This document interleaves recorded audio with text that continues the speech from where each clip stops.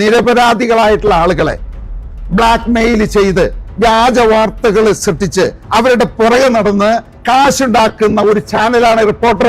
എന്നോട് ചോദിക്കുകയാണ്, നിങ്ങളോട് ഹാജരാവാൻ പറഞ്ഞിട്ടുണ്ടോ എന്ന്. പിന്നെ എന്ത് കണ്ടുകൊണ്ടാണ് നിങ്ങൾ പ്രസിദ്ധപ്പെടുത്തിയത്? നിങ്ങളുടെ കയ്യിൽ എന്ത് മണ്ണാങ്കട്ട ഉണ്ടായിട്ടാ? നിങ്ങളുടെ കയ്യിൽ എന്തുണ്ടായിട്ടാ? ഞാൻ $1 വിദേശ ചട്ടലംഘനം നടത്തിയിട്ട് നിങ്ങൾ തെളിയിക്ക്. ഏതെങ്കിലും നിയമം ലംഘിച്ചിട്ടുണ്ടെന്ന് നിങ്ങൾ തെളിയിക്ക്. റിപ്പോർട്ടർ ചാനലില്ലേ, ഒരു റിപ്പോർട്ടർ ആണെന്ന് പറഞ്ഞ് എന്നെ രാത്രി വിളിക്കുകയുണ്ടായി.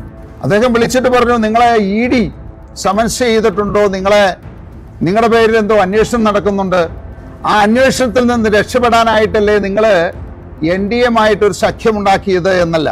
3 തവണ എന്നോട് ഹാജരാകാൻ പറഞ്ഞു. ഇതെല്ലാം ശുദ്ധമായിട്ടുള്ള കളവാണത്. ഒരിക്കൽ പിണറായി വിജയൻ പറഞ്ഞു, മടിയിൽ കനമുള്ളവനല്ലേ ഭയക്കണ്ടു എന്നുള്ളത്. മടിയിൽ കനമുള്ളത് ആരാണ്? ഈ പറഞ്ഞ ചാനലിന്റെ ഉടമയ്ക്കാണ്. വിദേശ വ്യാപാരം നടത്തുന്ന എല്ലാ വ്യവസായികൾക്കും കൊടുത്തതിന്റെ ഭാഗമായിട്ട് കിറ്റക്സ് ഗാർമെന്റ്സിനും ഒരു നോട്ടീസ് ഇഷ്യൂ ചെയ്തു. ഇതുപോലെയുള്ള വ്യാജ പ്രസ്താവനകൾ തുടരുന്ന ചാനലിന് നാളെ 10 മണിക്കുള്ളിൽ നോട്ടീസ് ഇഷ്യൂ ചെയ്യും.